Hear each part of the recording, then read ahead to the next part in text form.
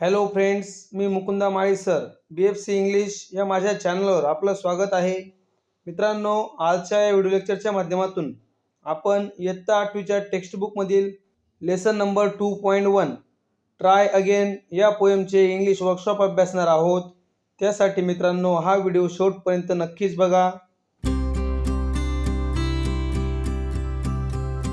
Welcome back friends. 2.1 try again. English workshop question number 1. The following anagrams contain words or phrases from the poem. Guess and write what they are. पुढील ॲनाग्राम मध्ये या कवितेतील काही शब्दांचा किंवा शब्दसमूहांचा समावेश आहे.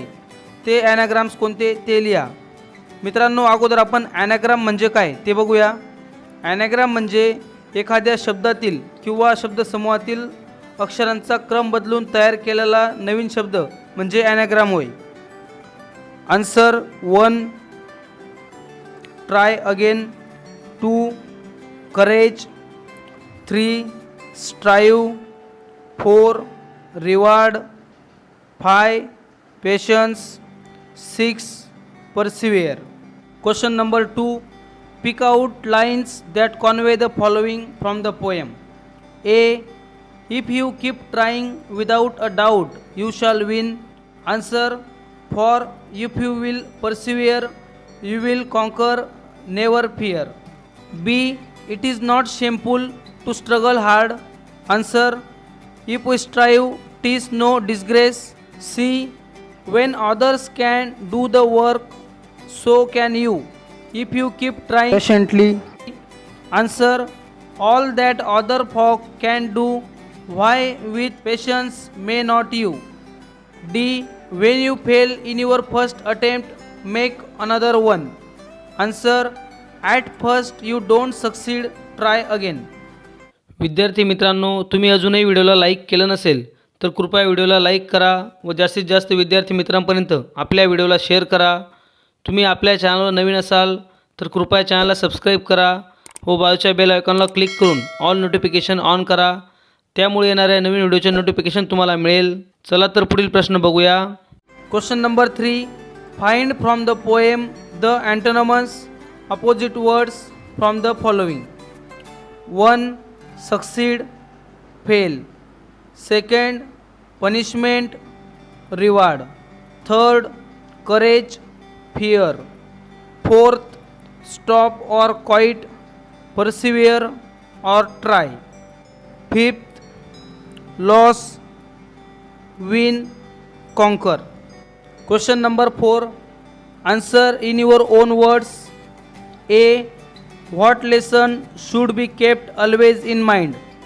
मनात नेहमी कोणता बोध लक्षात ठेवावा. Answer. If at first you don't succeed, you should try again to get success.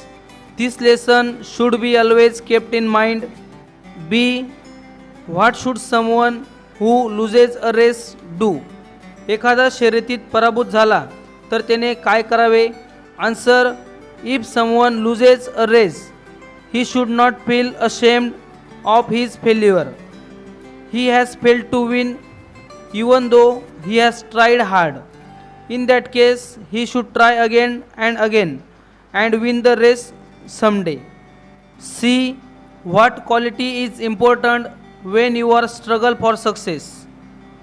कोणते वैशिष्ट्य महत्त्वाचे आहे जेव्हा तुम्ही यशस्वी होण्यासाठी प्रयत्नशील असतात. Answer. Patience is most important quality when you are struggle for success. D. When can success have a greater value. When you get it easily or with difficultly. Answer. When you get success with difficulty, that has a great value. Question number 5. Read the poem and fill in the web choosing points from it. कवितेतील मुद्दे निवडून पुढील web diagram पूर्ण करा. Answer. What leads to success? Try again, perseverance, striving, patience, courage. Question number 6. Most lines from the poem can serve as a truth or a proverb. Pick out 3 or 4 such lines. या कवितेतील काही ओळी सत्यवचन किंवा म्हण म्हणून उपयोगी पडतात. अशा 3 ते 4 ओळी लिहा. First line, if at first you don't succeed, try again.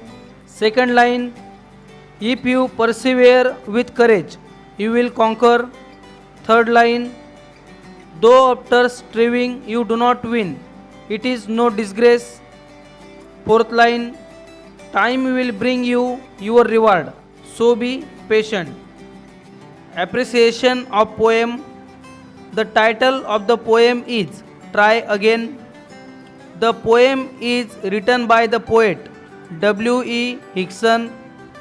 The poem has 6 stanzas. Each stanza has 4 lines. The lines that rhyme in each stanza are: first stanza 4 lines, second stanza 3 lines, third stanza 4 lines, fourth stanza 3 lines, fifth stanza 4 lines, sixth stanza 3 lines. Try again is repeated expression in the poem. The advice in the poem is try again and again till you succeed finally. I like the line, time will bring you your reward, try again. I hope friends तुम्हाला video नक्कीच आवडला असेल. Video आवडला असेल तर व्हिडिओला like करा. जास्तीत जास्त विद्यार्थ्यांपर्यंत या व्हिडिओला शेअर करा. Thanks for watching friends.